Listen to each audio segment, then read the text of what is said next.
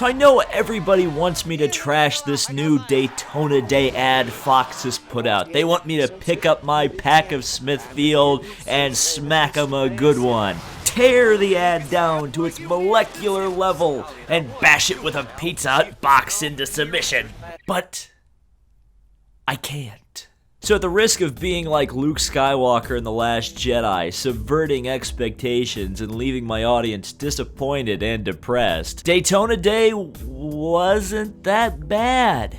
And believe me, I wanted to hate this. I wanted to be able to tear it apart and trigger NASCAR on Reddit, and believe me, they deserve it. But honestly, it's like they took my criticism from the Daytona Day is trash video and actually listened.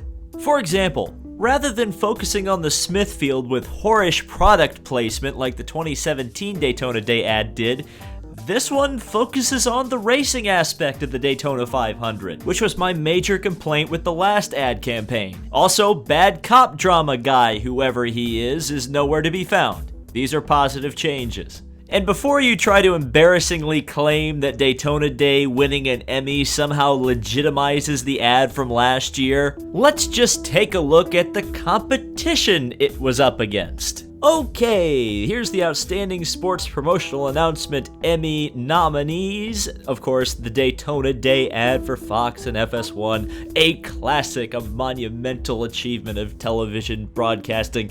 And then the games of the XXL Olympiad, which sounds like a bad porno, as well as the games of the XXL Olympiad tomorrow in Rio. I'm guessing that's the sequel. The famous Pabst Blue Ribbon Built Ford Tough series, and the Stanley Cup playoffs. Don't miss a moment. So I don't know about you, but bragging about Daytona Day winning an Emmy is sort of like Goodyear bragging that they were the winning tire supplier in every NASCAR race last year. Sure, the claim is true and they won the award, but who did they really beat in the end? You see, Fox, you can take away my speed vision, you can take away my 24 hours of Le Mans coverage, but you can't take away my critical thinking skills.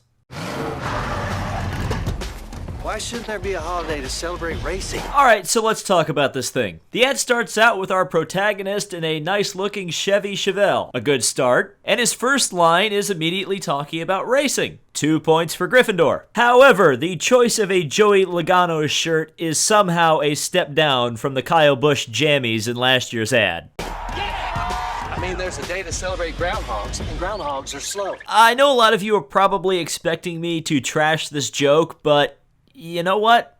It's not a left turn joke, so I'm gonna let this one slide.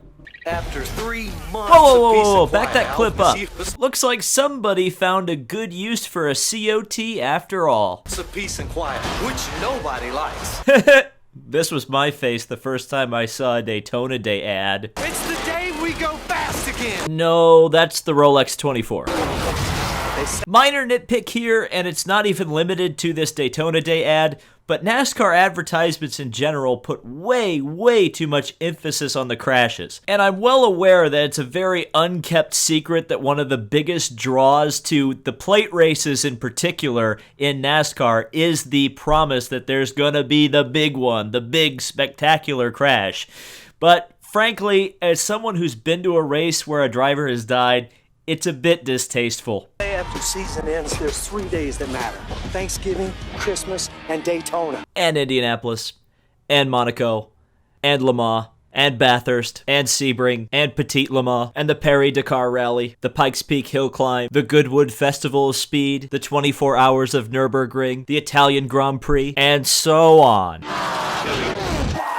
Okay, another minor nitpick right here. This is the only time you see a modern NASCAR driver, Jimmy Johnson, who, while he may be the most well-known of the current crop of NASCAR drivers, you'd think you'd at least sneak one of the new stars of the sport into this ad, such as the undisputed NASCAR champion, the next Jeff Gordon, the next Jeff Gordon, the guy who'd rather win the Chili Bowl than the Daytona 500, the guy with the bad haircut, and so on.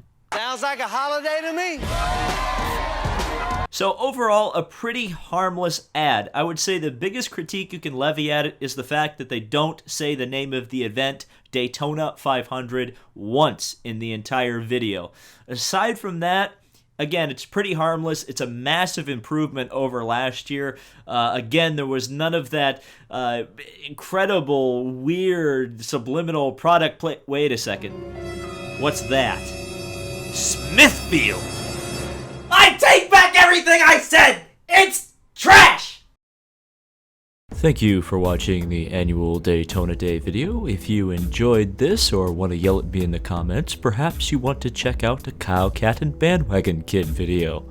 And if that's not your style, allow the YouTube algorithm to choose a video for you. And if that's not your style either and you just want to yell at me on my most recent video, that's right here too. Thank you guys so much for watching, and be sure to check out the next video.